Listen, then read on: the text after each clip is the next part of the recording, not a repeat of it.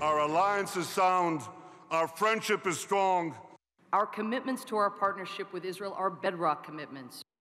The Israeli Prime Minister and the United States Ambassador to the United Nations both calling for a continued friendship between their two countries. An important message considering the frosty relations between the leaders of the two countries. All of that made worse by the speech Benjamin Netanyahu is about to deliver to the U.S. Congress just weeks before his own election.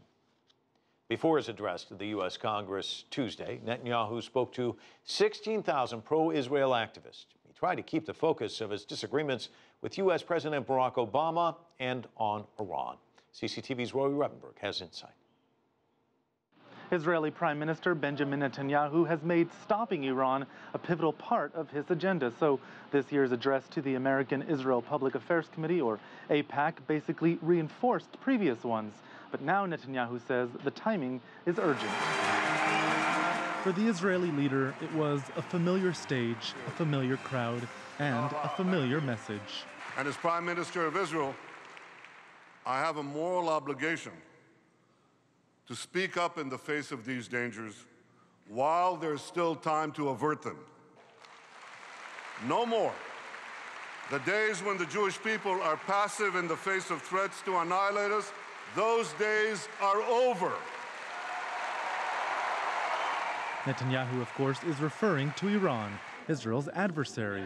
The Israeli leader believes that Iranians are trying to acquire nuclear weapons. They deny it, but Netanyahu fears negotiations between Washington and Tehran, now underway in Switzerland, might go easy on Iran.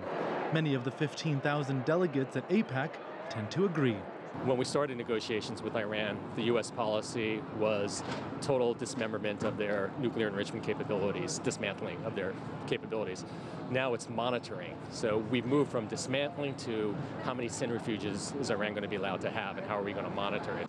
The American President, Barack Obama, thinks Netanyahu is ill-informed about any possible deal. We actually share a goal, which is making sure Iran does not have a nuclear weapon. The deal that we're trying to negotiate is to make sure that there's at least a year between us seeing them try to get a nuclear weapon and them actually being able to obtain one.